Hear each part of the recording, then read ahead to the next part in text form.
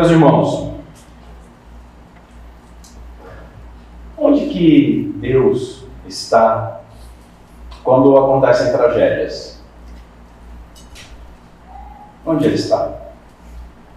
Ou quando um filho amado de Deus é preso, quando um filho amado de Deus é assassinado, onde Deus está?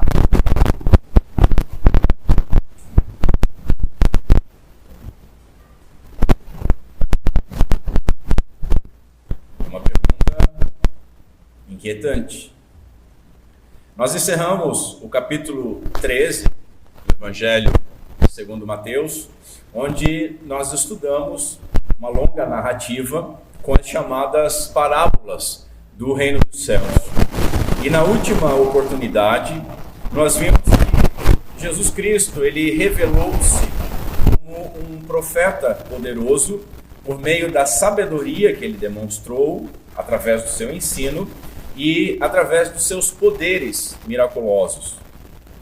Vimos também que ele se revelou como um profeta questionado, porque o povo não creu nele, por conta da sua origem simples e por conta da familiaridade que o povo tinha com ele.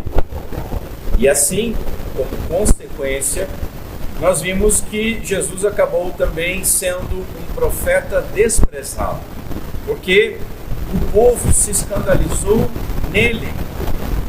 E por conta desta incredulidade, ele realizou poucos milagres na sua própria terra. Avancemos então agora para o Evangelho de Jesus Cristo, segundo Mateus, no capítulo 14, a partir do verso 1, onde a santa palavra do Senhor nos diz o seguinte: Naquele tempo, Herodes, o governante tetrarca, ouviu a fama de Jesus e disse aos seus servos: Este é João Batista, que ressuscitou dos mortos, e por isso esses poderes miraculosos operam nele. Porque Herodes havia prendido João, amarrado e o colocado no cárcere, por causa de Herodias, mulher de seu irmão Filipe, porque João lhe dizia: não te é lícito possuí-la. E, embora quisesse matá-lo, Herodes temia o povo, porque consideravam João um profeta. Chegando o aniversário de Herodes, a filha de Herodias dançou diante dos convidados e agradou tanto a Herodes que ele prometeu com juramento dar-lhe tudo o que ela pedisse. Então ela, instruída por sua mãe, disse: dá-me aqui num prato a cabeça de João Batista. O rei afligiu-se, mas por causa do juramento e dos que estavam à mesa com ele, ordenou que o pedido fosse atendido e mandou decapitar João no cárcere. A sua cabeça foi trazida num prato e entregue à jovem, e ela a levou à sua mãe. Então vieram os discípulos de João, levaram o seu corpo e o sepultaram. Depois foram contar estas coisas a Jesus. Até aqui. Vamos ao Senhor em oração. Curve sua cabeça. Bendito Deus e Pai do nosso Senhor Jesus Cristo, Teu Filho, nosso Senhor, e no nome de quem nós ousamos nos aproximar de Ti, Senhor. Pedindo que, neste glorioso dia do Senhor, mais uma vez o Teu Santo Espírito nos auxilie a caminhar pela Tua Palavra. Dá-nos, Senhor, compreensão. Dá-nos, Senhor, entendimento e disposição de coração. E, por fim, dá-nos, por meio do Teu Santo Espírito, o poder de obedecer e moldar a nossa vida segundo a Tua Palavra. Auxilia-nos, Senhor. Nós confessamos as nossas debilidades. Pedimos que a Tua Palavra, santa, inspirada, brilhe diante dos nossos olhos, nos trazendo espanto, temor, mas também conforto e segurança. Pedimos essas coisas no nome santo de Cristo Jesus. Amém.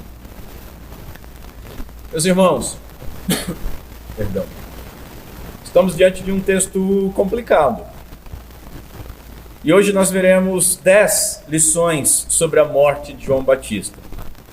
E aí me lembra aqueles pastores que tem 10 razões, 12 motivos. Vamos ver 10 lições a respeito da morte de João Batista. E vamos ver essas lições respondendo uma difícil questão. Onde estava Deus nessa história? Nós veremos ao longo da mensagem que sobre a fama de Jesus e a consciência atormentada de Herodes. Veremos a respeito de ódio e vingança pessoal de Herodias.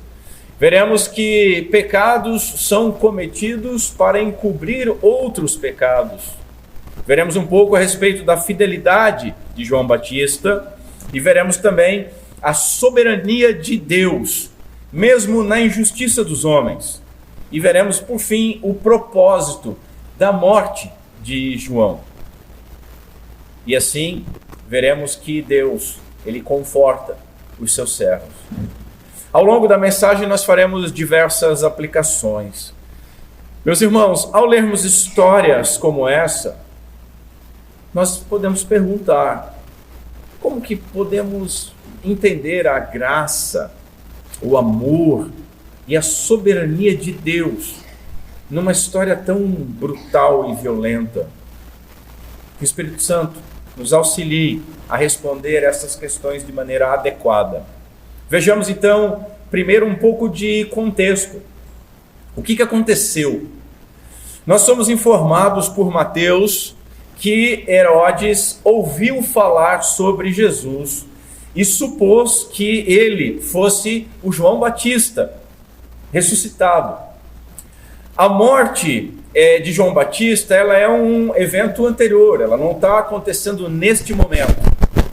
Os versos de 3 a 12, eles surgem aqui nessa narrativa como um parênteses, para explicar alguma coisa. Eles surgem como um flashback, de um filme ou de uma série, informando as circunstâncias covardes deste assassinato. E nós precisamos entender também quem era esse Herodes. E, meus irmãos, isso é complicado. Eu até mandei um gráfico extraído de um livro ali no grupo para os irmãos terem uma ideia. Eu vou falar sobre isso 2 vezes aqui nesta mensagem. Eu vou falar sobre isso agora no contexto e depois falando sobre Herodias, para nós entendermos o quão pecaminoso era esse relacionamento. Vamos lá. Herodes. Nós encontramos vários nas Escrituras. Nós temos Herodes o Grande. Herodes o Grande, que é pai desse Herodes aqui, ele foi o rei que mandou matar as crianças lá em Belém, tentando matar o recém-nascido rei dos judeus, Jesus Cristo, nosso Senhor. Quando Herodes o Grande ele morre, o reino ele foi dividido em 4 partes, ficando 2/4 dos domínios com Herodes Arquelau, filho de Herodes o Grande, ficando 1/4 para Herodes Filipe e outro 1/4 para Herodes Antipas, que é o Herodes do nosso texto. 1/4, por isso tetra, de quarto, tetrarca, um governante responsável por uma parte, nesse caso 1/4 do território. Nós encontramos ainda nas Escrituras outros 2 Herodes, que são o Herodes Agripa, irmão de Herodias, que é aquele que nós lemos lá em Atos, que mandou prender a Pedro e a matar Tiago, em Atos capítulo 12. E o filho de Herodes Agripa, que é Herodes Agripa II, que é aquele que julgou Paulo em Atos 25. São muitos Herodes, e nós precisamos ter uma ideia de com quem nós estamos lidando. Herodes Antipas, filho de Herodes o Grande, casado com Herodias, que nós vamos ver que era irmã de um dos seus irmãos. Vejamos assim, meus irmãos, em segundo lugar, a fama do nosso Senhor Jesus Cristo e a consciência atormentada deste tetrarca, deste governante de Herodes. Nós lemos em Lucas que quando Herodes soube de tudo o que se passava, ele ficou perplexo. Por quê? Porque alguns diziam, João ressuscitou dentre os mortos. Outros ainda diziam, Elias apareceu. E ainda outros diziam, um dos antigos profetas ressuscitou. Herodes, porém, nos escreve Lucas, Herodes disse o seguinte: eu mandei decapitar João. Quem então é este a respeito do qual nós temos ouvido tais coisas? E aí o texto de Lucas diz o seguinte: e ele se esforçava para vê-lo. Guardem isso, é importante. Herodes queria vê-lo. Está lá em Lucas 9. Ao ouvir sobre o poder e as obras que Jesus estava fazendo, Herodes ele ficou espantado. E esse espanto dele revela tanto o temor que ele tinha de João e da pregação de João, quanto um sentimento de culpa por ter matado João. Lembre que, e isso é interessante, Herodes conclui: esse é Jesus ressuscitado, por isso ele tem poder para fazer estas coisas. Mas é interessante que nós lemos em João 10 que João não fez sinal nenhum, João não fez milagre nenhum. E a consciência atormentada de Herodes falou tão alto que, por ver um homem poderoso, ele disse: é João que eu matei. É espantoso também, meus irmãos, que Herodes não tenha ouvido falar de Jesus até este momento. Alguns comentaristas afirmam que talvez ele não estivesse na região até então, por isso ele ficou sabendo somente neste momento. Agora, o que é importante para nós, essa informação? Note que as boas novas do Evangelho, elas chegaram antes às casas humildes dos moradores de Nazaré do que ao palácio do governador. Essa é a graça de Deus. Os homens simples, diz Spurgeon, ouviram falar de Jesus antes do príncipe. Herodes, ele temia João Batista enquanto João vivia. E depois de mandar matar João, ele passou a temer ainda mais. O seu crime fez com que, além da consciência pesada, João, a figura de João e a mensagem de João ficasse gravado em sua memória, em seu coração. Infelizmente não ficou gravado na memória e no coração para conduzir a conversão. Essa consciência não foi suficiente para temer a Deus e a mensagem do João. Não foi suficiente para ser transformado, mas foi suficiente para trazer medo, temor. Note ainda que Herodes, ele tenta silenciar a voz de Deus. E aqueles que lutam contra Deus, mesmo que pareçam vitoriosos por um tempo, como ele pareceu, de fato, João foi morto, eles serão frustrados. Eles sempre serão frustrados. E aqui algumas aplicações para este primeiro ponto. Será que nós valorizamos a graça divina que nos fez ouvir a respeito do nosso Senhor Jesus Cristo antes de pessoas mais sábias, antes de pessoas melhores moralmente, mais ricas e mais importantes que nós? Será que nós já paramos para pensar e valorizamos isso? Outra aplicação: Herodes queria ver Jesus por alguns motivos. E nós? Por que motivo, por que razão queremos chegar até Jesus? Curiosidade, tal como Herodes? Queremos, assim como ele, ver alguma demonstração de sabedoria ou algum sinal miraculoso?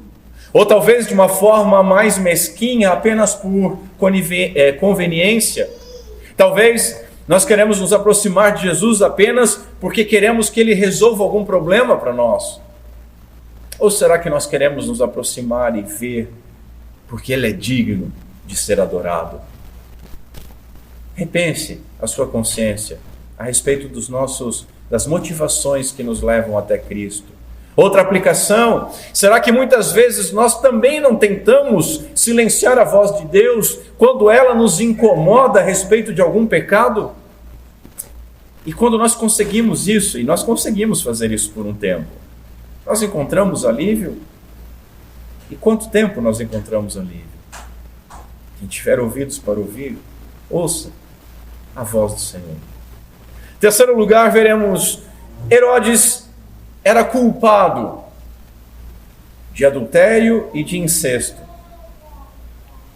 Veja, João, ele foi preso por Herodes porque ele denunciava o seu pecado. João dizia que não era lícito a Herodes possuir Herodias. Não te é lícito é uma expressão forte, meus irmãos. É muito mais forte do que, rei, tu não deverias fazer tal coisa. Não, é forte. Porque não te é lícito aponta para uma transgressão da lei de Deus. Herodias, ela tinha sido esposa do irmão de Herodes. E ela é sobrinha de Herodes também. Porque ela é filha de outro irmão. Vamos entender isso. Como nós vimos, a linhagem do clã de Herodes, ela é confusa. E nas palavras de uma nota da Bíblia de Jerusalém, ela é confusa por causa dos vários casamentos e muitos filhos, assim como os frequentes casamentos entre si, entre seus descendentes, e a sua tendência de usar os mesmos nomes repetidamente. Então é muito fácil nós confundirmos. Vamos lá. Herodias era filha de Aristóbulo, Herodes Aristóbulo. Esse filho de Herodes, o grande, foi morto pelo seu próprio pai. Notem que é uma família bacana, uma família tranquila, uma família sossegada, aquela família que a gente quer fazer amizade. Então, Aristóbulo teve uma filha chamada Herodias. Aristóbulo, irmão de Herodes Antipas, filho de Herodes o Grande e morto por Herodes o Grande. Sendo assim, Herodias era neta de Herodes o Grande. E Aristóbulo, por ser meio-irmão de Herodes Antipas, o nosso Herodes do texto, fazia de Herodias sobrinha dele. Herodias havia sido casada com o seu próprio tio, Herodes Filipe, e teve uma filha com ele, que a tradição chama de Salomé, e eu vou obedecer a tradição e vou chamá-la de Salomé também. Há uma incerteza com relação a quem é este Filipe. Se era o Filipe que nós lemos ali em Lucas, o tetrarca de Itureia e Traconites, ou um outro Filipe, também filho de Herodes o Grande, mas que não assumiu o governo nessa região. Herodias, meus irmãos, casada com o tio, é persuadida por outro tio a abandonar o seu esposo, com quem tinha um filho, e se casar com Herodes Antipas. Aí começam os problemas. Casar com a ex-esposa de um irmão vivo é proibido, segundo Levítico 18, 16 e Levítico 20. Casar com um parentesco assim próximo também era proibido. Herodes Antipas, ele também era casado, abandonou a sua esposa. Herodes era casado com a filha de um tal rei Aretas. E ao deixá-la para casar com Herodias, esse abandono causou indignação nesse rei e causou uma guerra na época que fez com que Israel perdesse alguns territórios. Para Herodes isso não importava. E nós sabemos que quando um homem quer ir para o pecado, as consequências imediatas não importam. Ele abusava do seu poder, sendo governado pela sua ambição e pela sua consciência cauterizada, evidenciando assim a depravação do seu coração natural, humano, não convertido. Como que nós aplicamos isso? Primeira coisa, observe o perigo do orgulho.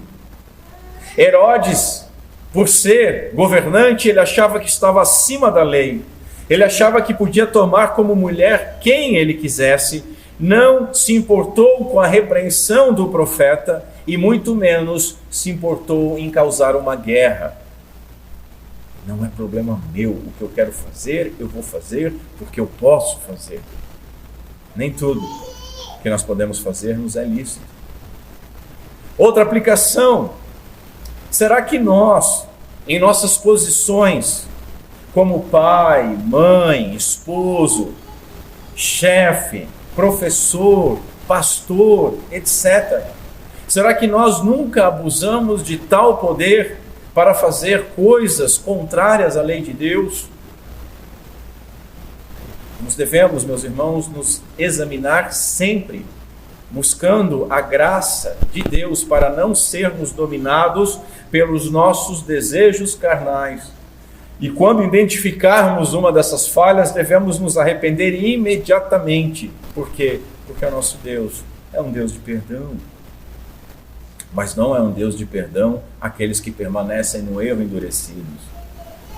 Quarto lugar, vejamos a festa, o ódio e a vingança pessoal. Herodes mandou prender João por causa da pregação e Herodias não ficou menos gostosa por causa daquilo que ouvia de João. E a gente sabe como é uma mulher quando ela é confrontada com o seu pecado, né? Elas têm a capacidade de guardar um certo rancor. E isso, se não for trabalhado, vai gerar ódio. E nesse caso gerou ódio e um desejo de vingança pessoal contra João, porque João denunciava o pecado de Herodias. E quando uma pessoa não está a fim de se arrepender, ser denunciado no seu pecado é um motivo de guerra, de ira. Nós lemos sobre uma festa aqui, uma festa de aniversário. E festas de aniversário não eram comuns na época. A Joséfo, historiador, talvez alguns conheçam, tem alguns livros maravilhosos. Ele afirma que essas celebrações de aniversário, elas eram proibidas, porque eram consideradas costumes dos povos gentios, dos povos não judeus, dos povos pagãos. Contudo, os costumes gregos de maior prestígio cultural, eles exerciam influência na aristocracia judaica. E aí, eles eram absorvidos. Danças sensuais eram uma forma de entretenimento comum nessas festas, que eram tradicionalmente regadas a muita bebida nos de Joséfo. Na fortaleza de Herodes, os homens e as mulheres ceavam em salas separadas, de modo que Herodias não havia testemunhado diretamente o procedimento da dança da sua filha, nem o procedimento de Herodes com a sua filha. Aquela apresentação de dança, meus irmãos, não foi como nós vemos hoje.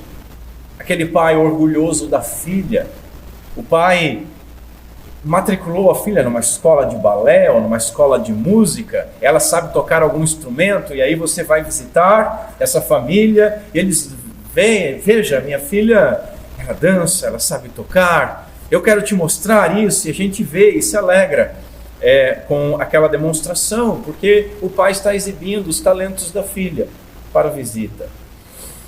Meus irmãos, apesar do texto não dizer isso, a dança foi provavelmente de cunho sexual, sensual.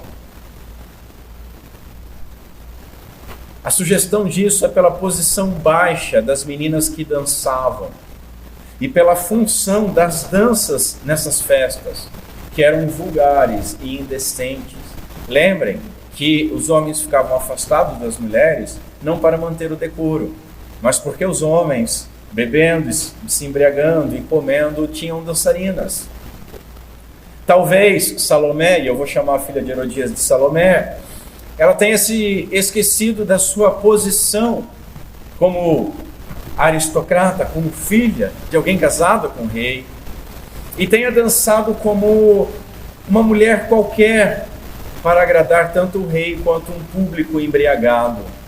E o detalhe, meus irmãos, é que pode ter sido mais do que uma dança. Talvez a luxúria de Herodes possa ter ido mais longe. E eu não preciso entrar em detalhes, os irmãos entenderam. O fato é que Salomé deveria ter entre 12 e 14 anos. E que a sua dança agradou Herodes. O verso 8 diz que ela foi instruída previamente pela sua mãe sobre o que pedir. Houve um plano entre elas, porque as duas conheciam Herodes e conheciam as suas fraquezas e sabiam como agradá-lo e o que pedir dele. Herodias, meus irmãos, ela pode ser considerada a Jezabel do Novo Testamento. Uma Jezabel que conseguiu aquilo que a sua antecessora não conseguiu. Ela calou a voz que clamava no deserto. Ela calou o Elias do Novo Testamento. Jezabel não conseguiu calar Elias, mas Herodias conseguiu.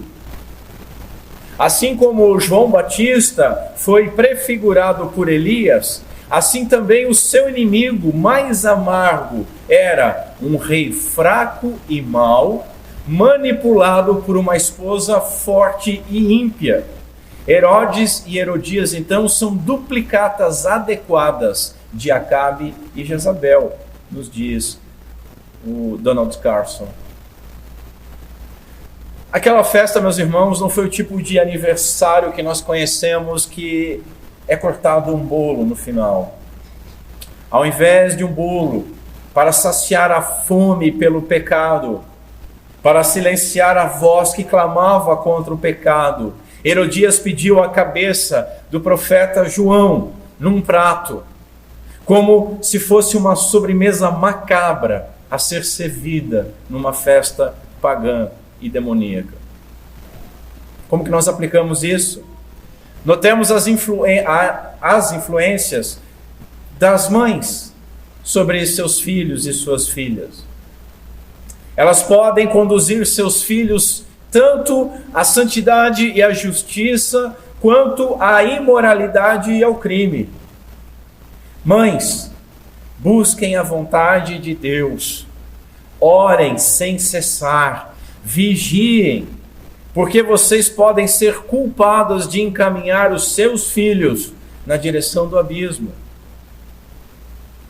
Outra aplicação: tomemos cuidado com a amargura, que pode gerar o desejo de vingança, e ambos cegam o coração e nos desviam da vontade de Deus.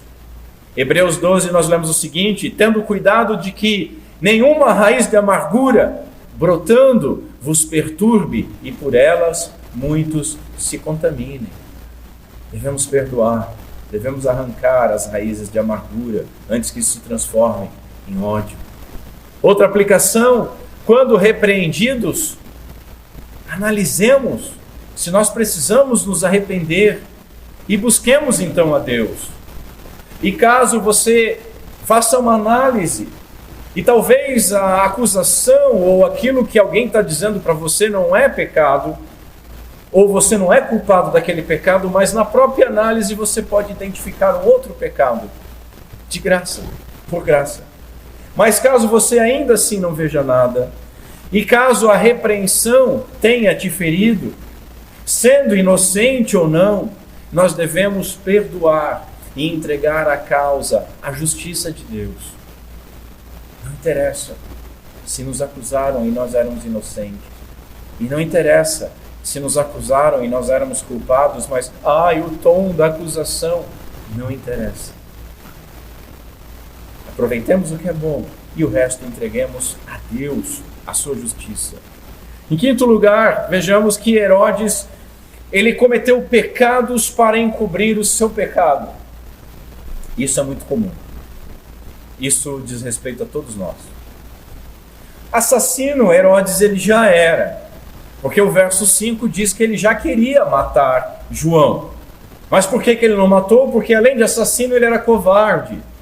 Ele não teve coragem, por quê? Porque ele temia o povo. Não é porque matar João era pecado, ou era algo ruim, não, porque ele temia o povo. Era isso que refreava o seu pecado. E ele era assassino, porque ele desejava matar. E o nosso Senhor Jesus Cristo nos ensinou no Sermão do Monte, que se nós tivermos ira e desejarmos a morte de alguém, nós já somos assassinos. E isso explica o verso 9. No verso 9 nós lemos o seguinte: o rei afligiu-se e E você pensa, poxa, mas ele já queria matar no verso 5, e aí quando ele é conduzido a matar, por que ele se afligiu? Matar ele queria, mas ele não queria matar por causa de medo da opinião pública, por medo do que eles pensariam dele, porque o povo cria que João era um profeta. Note como as pessoas ficam ousadas no pecado e como ele vai se enrolando naquele que se entrega ao seu caminho, como uma serpente vai se enrolando a sua vítima. Herodes, ele suportava pecar. Pecar não tinha problema para ele. Mas ele não suportava ser censurado pelo pecado. Aí não. Assim como ele não suportou a censura de João, ele também não suportaria a crítica do povo. Meus irmãos, se nós formos sinceros, nós também somos ousados quando vamos pecar. E quando nós somos confrontados, nós também não suportamos. Normalmente nós entramos num modo defensivo, atacando aqueles que nos confrontaram, queiram eles o nosso bem ou não. Porque veja, às vezes nós somos confrontados, não porque a pessoa quer o nosso bem, nós somos confrontados porque a pessoa quer o nosso mal sobre o nosso pecado. Mas quando somos confrontados, independente do sentimento da pessoa, nós entramos na defensiva. Note o seguinte: aquilo que estava no coração de Herodes se transformou em ação. Seu desejo de matar virou ação. Assim nós aprendemos que pecados começam no coração. E se nós, assim como Eva, deixarmos que aquela tentação ganhe corpo, nós iremos pecar. Nós iremos morrer. Porque como Tiago escreve, lá no capítulo 1, cada um é tentado pela sua própria cobiça, quando esta o atrai e o seduz. Então a cobiça, depois de haver concebido, ela dá a luz ao pecado. E o pecado, uma vez consumado, gera morte. Note que os homens, eles sempre têm desculpas para cometer um pecado ou para deixar de cometer. Herodes não era bonzinho porque deixou de matar João antes. Herodes, temendo o que pensariam agora os seus companheiros, resolve matar. Note como ele é volúvel à opinião pública. Primeiro não matou pela opinião pública, mas agora vai matar justamente por causa da opinião pública.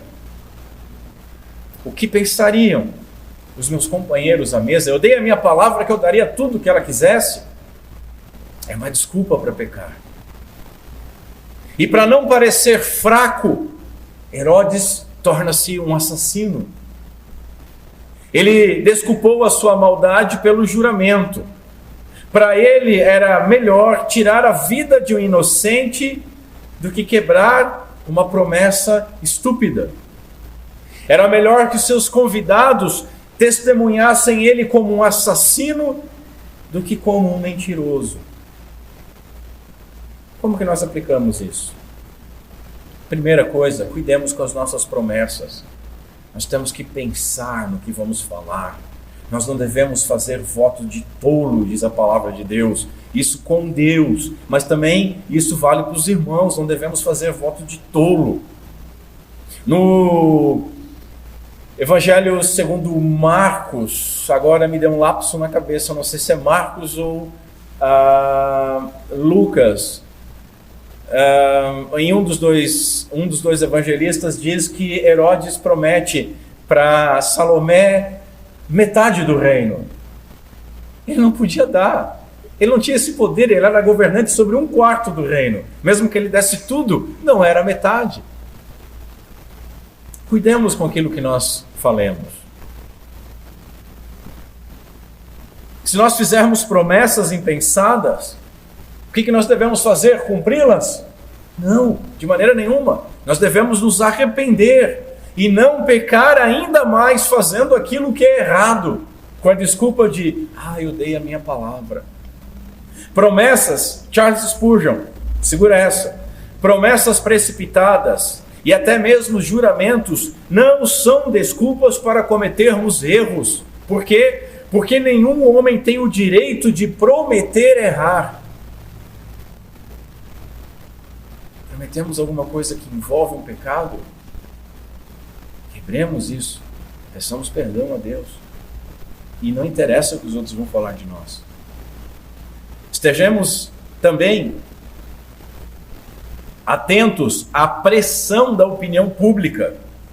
E mesmo que nós não tenhamos uma opinião pública do Brasil como um político, ou de uma cidade, não interessa quantos são. Nós somos muito pautados pela opinião daquelas pessoas que nos cercam.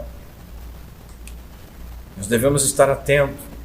E nós não devemos buscar a aprovação dos homens, quando por causa disso nós nos afastamos da aprovação de Deus.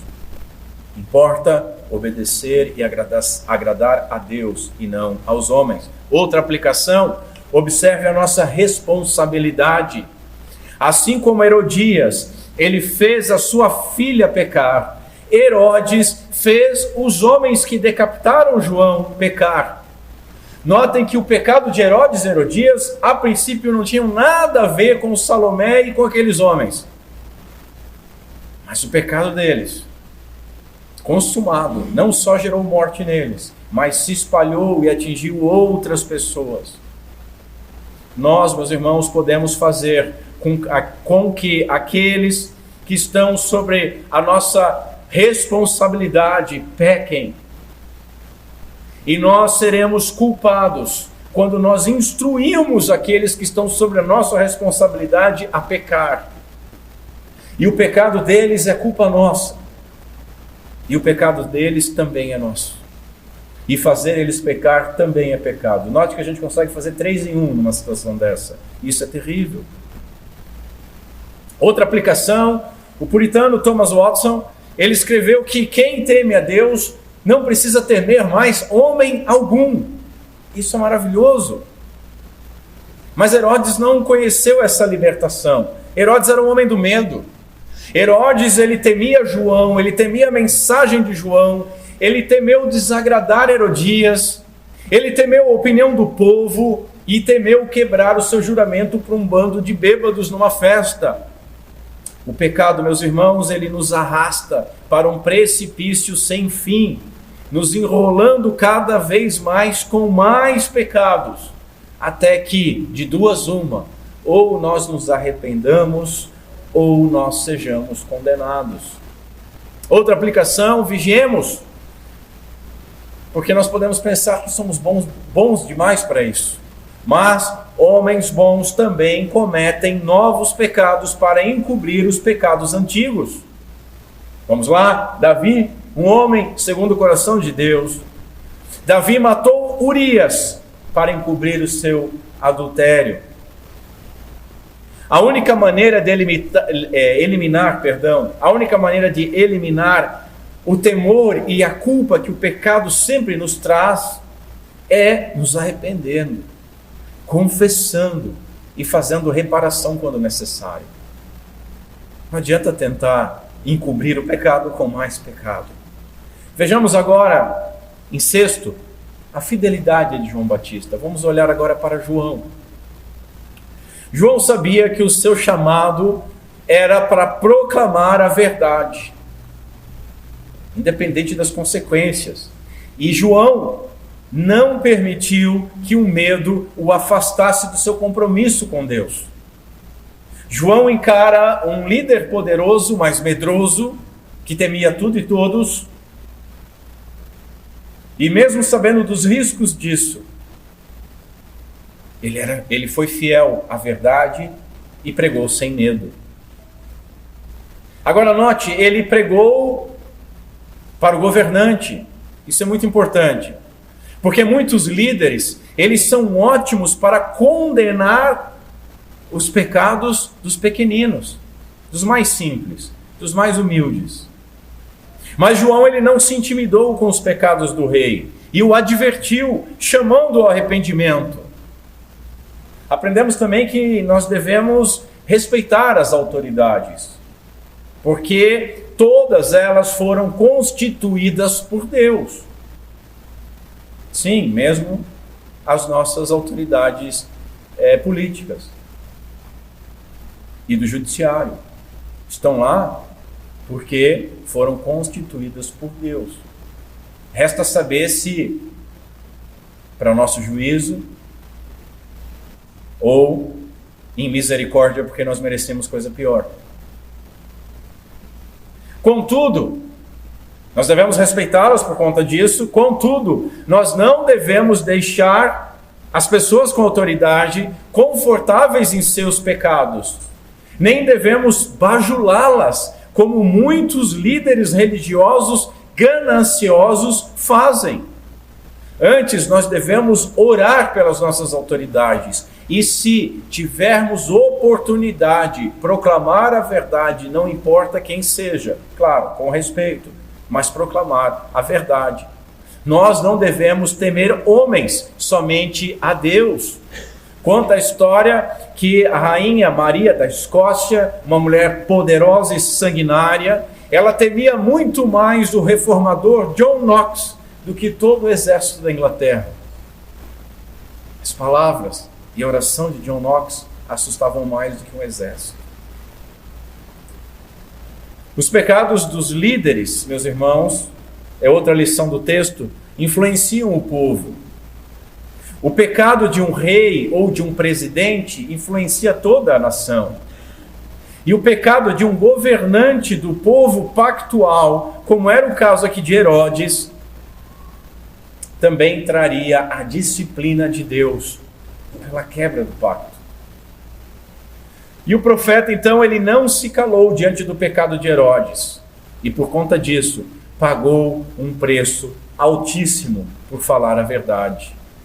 Entretanto, silenciar diante do pecado também traz consequências, tanto para aquele que está no pecado, quanto para aquele que vê isso e não chama ao arrependimento.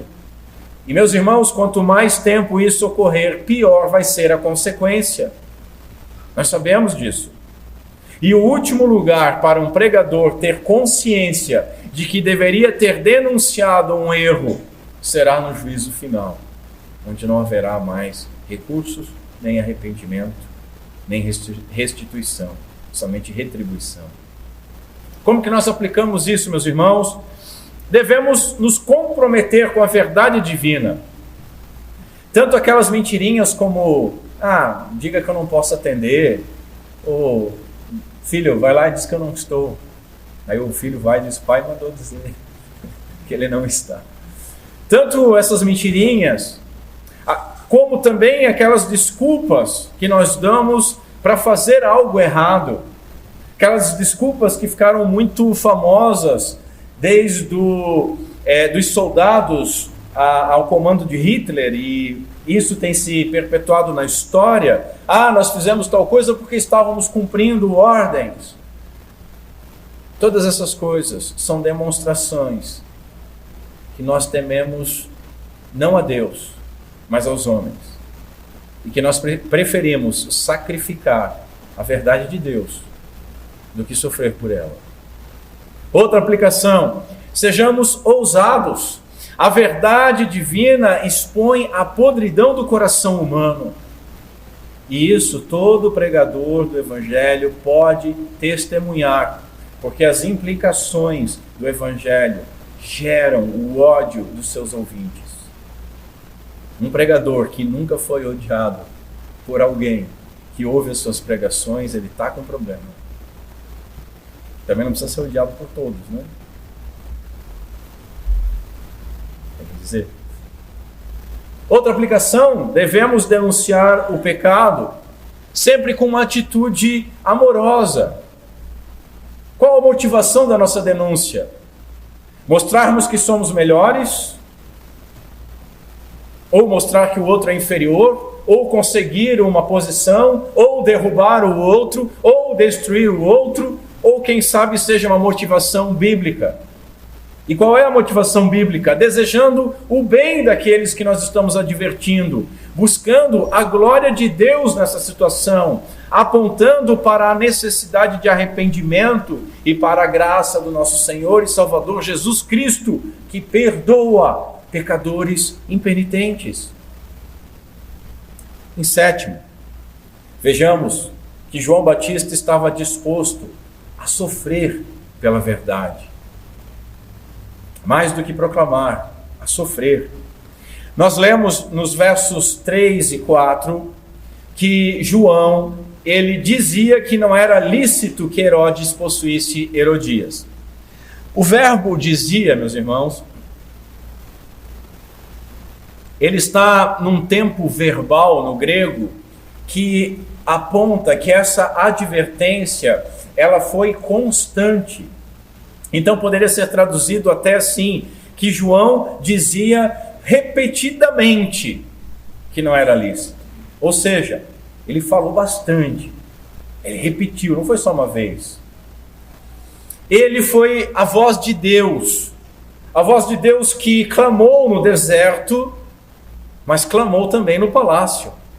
Nós esquecemos disso, nós olhamos muito para João no deserto, mas João incomodou também dentro do palácio.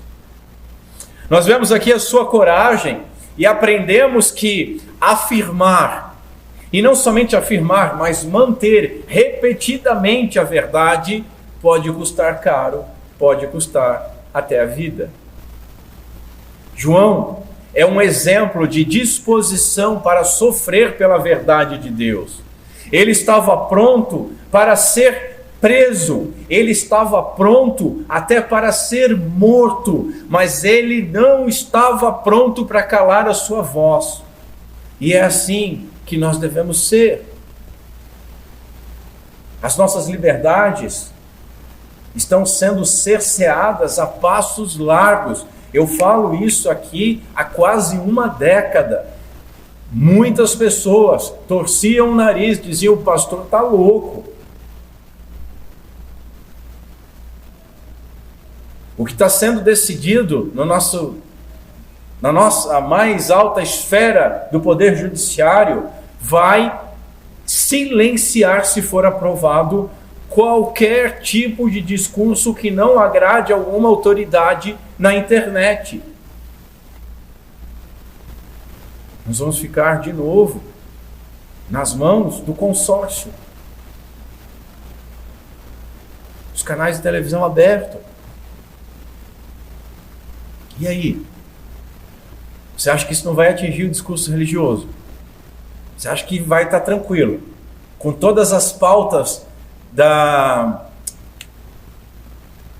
militância engajada em pautas contrárias à palavra de Deus, você acha que não, está tranquilo. O discurso religioso está garantido pela Constituição. A Constituição tem sido utilizada de bloco de nota. E aí? Hoje a gente tem liberdade para falar, mas quando falar vai custar caro.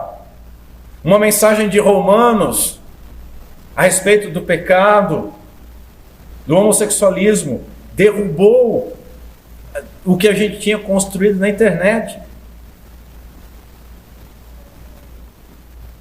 Hoje, mas ainda está lá. E quando isso custar a nossa liberdade, custar multas, quando isso custar a nossa vida, será que nós estamos prontos para perder a nossa liberdade e perder até mesmo a nossa vida? Ou estamos mais prontos para silenciar? Porque, não, eu tenho que ser prudente, pastor. Eu tenho que olhar para a minha família.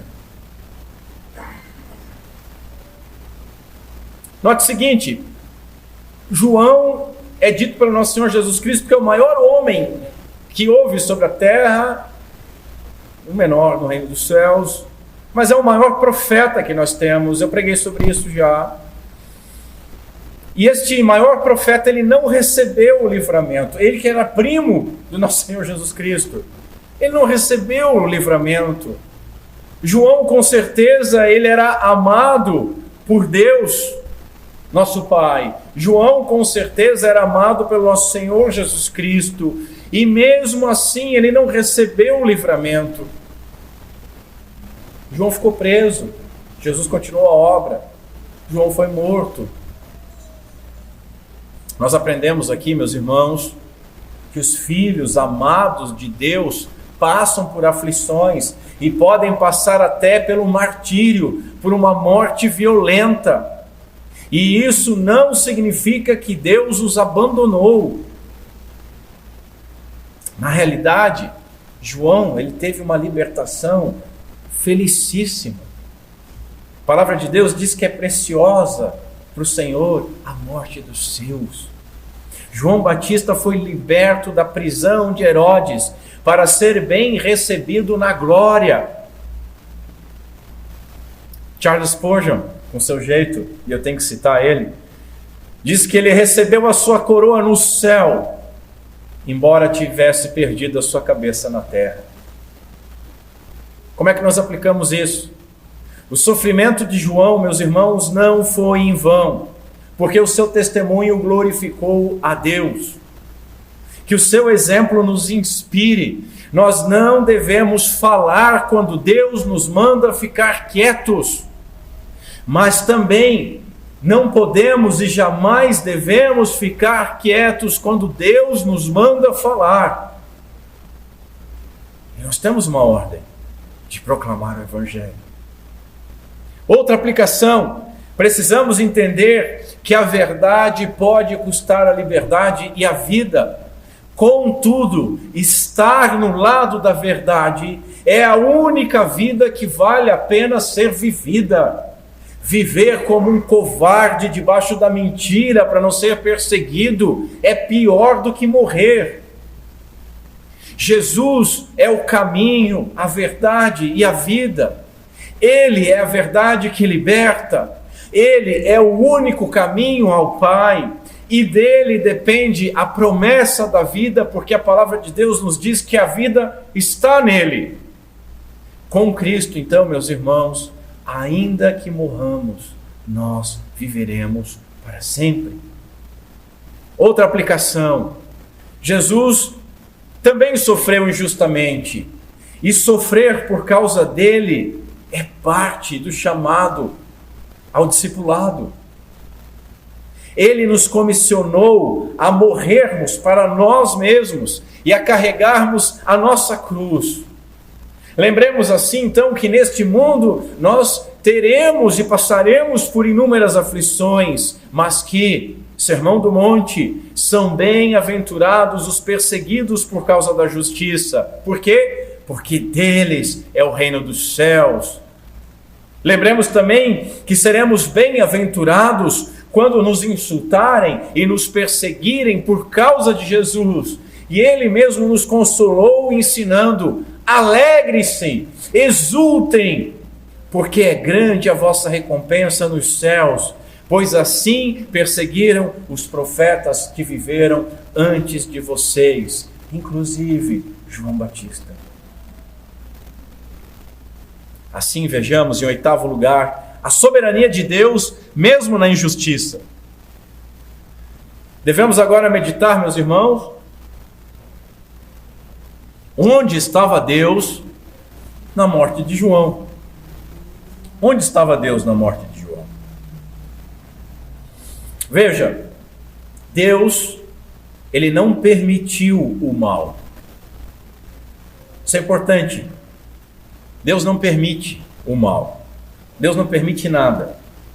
Porque se Deus permitisse algum evento, esse evento poderia acontecer ou não acontecer. E Deus não é refém de circunstâncias. Ele determina e decreta todas as circunstâncias.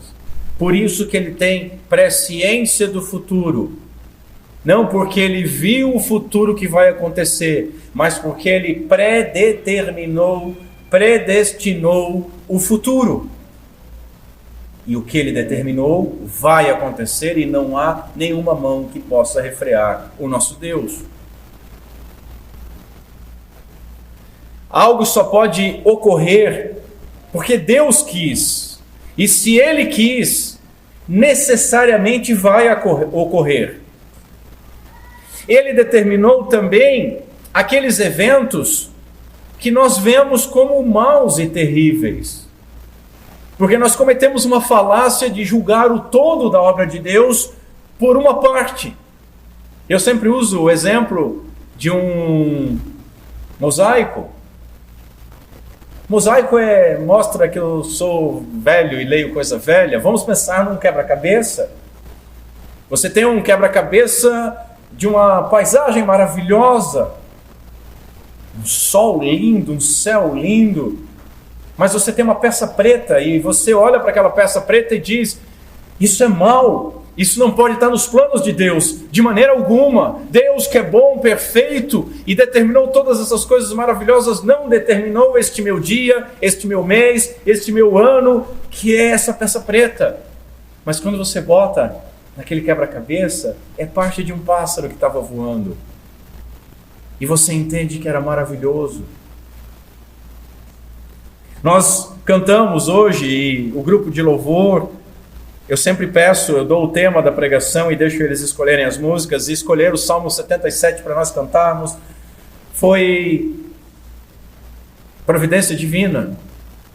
E tem um salmo que inclusive a gente discutiu a respeito da tradução, um verso, que diz: o teu caminho é no mar, e as tuas veredas nas águas grandes. E presta atenção, os teus passos não são conhecidos. O que significa isso? Que nós não podemos discernir os passos de Deus, mas que Ele continua soberano e bom e sábio, e seu caminho tem um objetivo. Assim, Ele determinou também aqueles eventos que nós vemos como maus e terríveis. Contudo, Deus, Ele não aprova o mal, mas Ele se vale de todas as coisas como causas primárias e secundárias para cumprir os seus santos desígnios. E veja, eu não estou dizendo aqui que o fim justifica os meios. Não é isso. Mas que quando Deus determina um certo fim, os meios não justificam esse fim, mas Deus, Ele determinou e decretou os meios para este fim, os meios para que este fim fossem atingidos de uma forma que esses meios que conduzem a um fim também o glorifiquem e estão sob o seu controle. Falando de teodiceia e filosofia cristã no meio da pregação, eu amo isso, porque nós precisamos entender isso. Paulo afirmou o seguinte: sabemos que todas as coisas cooperam para o bem daqueles que amam a Deus. Romanos 8, 28, nós sabemos de cor isso. Sabemos? Entendemos? Vamos lá, Paulo começa com sabemos. O que significa sabemos? Sabemos é uma certeza absoluta que o apóstolo está compartilhando com seus leitores. Ele está dizendo assim: temos certeza absoluta. Qual certeza? De que todas as coisas cooperam para o bem. Todas as coisas, meus irmãos, é uma expressão muito abrangente, que inclui tanto todo o bem como todo o mal, porque todo o bem e todo o mal são todas as coisas. E o que todas as coisas fazem? Elas cooperam para o bem. Cooperam, ou seja, auxiliam. Noutra tradução, elas contribuem, ou seja, ajudam. Noutra tradução, concorrem, ou seja, andam juntas, contribuindo para o bem daqueles que amam a Deus. Portanto, meus irmãos, Deus usou esse assassinato covarde, brutal, para cumprir os seus propósitos sábios e santos, porque havia um bom propósito na morte de João. E assim, onde estava Deus na morte de João? Em seu trono soberano, governando e administrando tudo sabiamente e amorosamente. Como aplicamos isso?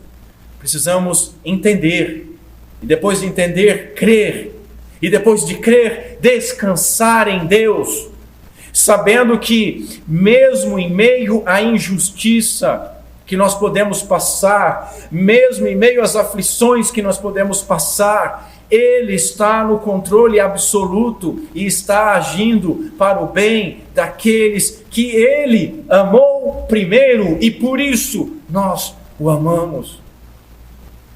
Outra aplicação, dessa forma, meus irmãos, diante deste mundo violento, caótico e injusto que nós estamos vivendo, devemos lembrar que Deus é o Todo-Poderoso e que é soberano sobre todas as coisas, e confiar que Ele, em sua providência santa, em sua sabedoria inquestionável, usa até mesmo os atos mais perversos dos homens para cumprir a sua vontade perfeita.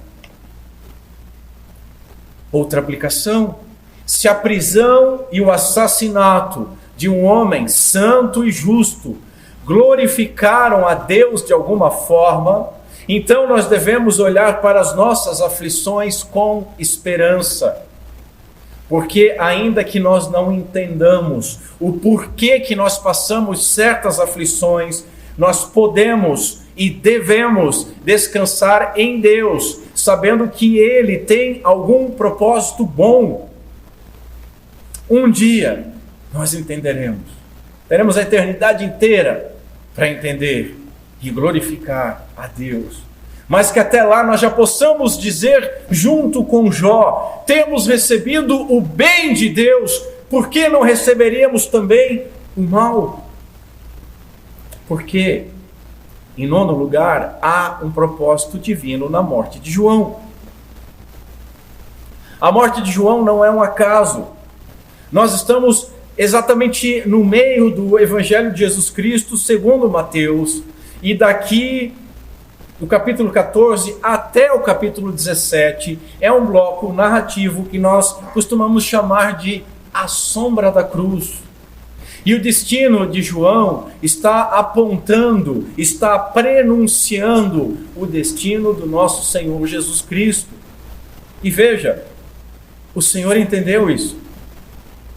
E nós também precisamos entender. Jesus entendeu que a morte de João apontava para a sua morte futura, que o tempo estava próximo. Meus irmãos, em cada segundo da nossa vida, o plano de Deus está se desenrolando conforme Ele determinou. Logo após a queda, e antes ainda de dar a sentença, Deus concedeu a promessa de que o descendente da mulher esmagaria a cabeça da serpente, e a serpente lhe feriria o calcanhar. O Evangelho, então, meus irmãos, não é aquilo que nós devemos fazer para Deus, mas o Evangelho é aquilo que Deus fez para nós. E João, ele abriu o caminho para o nosso Senhor Jesus, tanto no seu ministério, quanto no seu martírio. E é por meio da vida, morte e ressurreição de Cristo que nós somos salvos, perdoados e adotados por Deus Pai. Como que aplicamos isso? Primeiro, devemos observar o sofrimento de João como um prenúncio da morte de Cristo, e assim devemos louvar a Deus por conta disso. A morte de Jesus foi a sua e é a nossa vitória. Outra aplicação: além da contribuição para a revelação histórica da redenção, textos como este nos ensinam que nós somente encontraremos o nosso descanso, somente encontraremos a justiça plena, somente encontraremos a recompensa depois dessa vida, não antes. Aqui nós devemos suportar vergonha, perseguição. Aqui nós devemos depender totalmente da graça, e com alegria e com esperança, porque conforme escreveu o apóstolo Paulo, os sofrimentos do tempo presente não podem ser comparados com a glória que há de ser revelada em nós. E assim, em último lugar, Deus conforta os seus servos. Mateus encerrou essa narrativa retomando o tema de abertura. Note, no verso 1 nós lemos que Herodes ouviu o relato sobre Jesus. E no verso 12 nós lemos que Jesus ouviu o relato sobre Herodes. Jesus, nós vimos na ministração passada, ele deu uma segunda chance à cidade de Nazaré. Entretanto, ninguém deve contar com nem abusar das segundas chances, porque as chances terminam. Herodes ouviu João diversas vezes. Você lê isso em Marcos 6:20. Contudo, Herodes desprezou tanto João quanto a sua mensagem e, por fim, o silenciou. Depois nós lemos em Lucas 23 o seguinte: quando Herodes viu Jesus, lembram que eu chamei a atenção que Herodes queria ver Jesus? E quando Jesus é preso e Pilatos envia Jesus para Herodes, quando Herodes viu Jesus, de muitas maneiras o interrogava, mas Jesus não lhe respondia nada. Esse silêncio, meus irmãos, é uma dura mensagem de reprovação. Um pecador, ele pode sentir grande convicção de pecados, mas se não se arrepender, a consequência vai ser um endurecimento do seu coração e, por fim, um silêncio do céu. E este silêncio só vai ser quebrado no dia da sentença da condenação eterna. Até lá, essas pessoas que desprezaram a mensagem de Deus e fizeram tudo para silenciar, vão encarar diante delas um Cristo silencioso, que nada lhe responde. Outra lição que nós devemos aprender é que os discípulos de João Batista não foram para o canto lamber as suas feridas, também não ficaram em silêncio, também não abandonaram tudo e, o nosso líder caiu, nada adianta, vamos embora, vamos tentar outra coisa, vamos tentar o estoicismo. Não. Após honrarem o corpo do seu mestre, eles foram buscar consolo em Jesus. E eles não poderiam ter ido a ninguém melhor. E também eles não poderiam ter deixado um exemplo melhor para nós. O puritano Matthew Henry escreveu que quando alguma coisa nos aflige, em qualquer ocasião, é nosso dever e nosso privilégio informar isso a Cristo. Meus senhores, que nós usemos este privilégio, indo ao nosso Senhor Jesus Cristo em todas as nossas aflições, no meio dos momentos dolorosos, aflitivos, de luto, no meio das guerras, das lutas, das decepções. Nós devemos ir, e como diz o verso 12, ir e contar todas estas coisas a Jesus. Como que nós aplicamos isso? As nossas dores e tristezas não podem nos paralisar.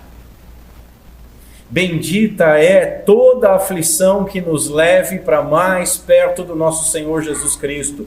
Bendita é toda a aflição. Semana passada, na nossa ação de graças, eu preguei sobre isso. É melhor ser levado a Cristo pela falta ou pela perda do que não ser levado a Ele por motivo nenhum. Escreveu ainda o Matthew Henry. Por isso, bendito tudo aquilo que nos leva a Cristo. Outra aplicação, a morte de João é um episódio sombrio, que nos lembra que a justiça humana é falha, mas nos lembra também que Deus reina soberanamente sobre todas estas coisas. Assim, meus irmãos, confiemos que Deus é fiel para guardar o seu povo pactual e cumprir os seus propósitos eternos. Afinal, como Paulo escreveu, sabemos que todas as coisas cooperam para o bem daqueles que amam a Deus, daqueles que são chamados segundo o seu propósito, e mais à frente, que a nossa leve e momentânea tribulação produz em nós um eterno peso de glória acima de toda comparação, na medida em que nós não olhamos para as coisas que se veem, mas para as que não se veem.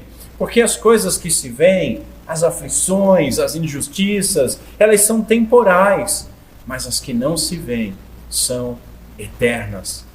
Que Deus Pai seja misericordioso conosco, por meio de Cristo Jesus. Amém. Vamos ficar em pé.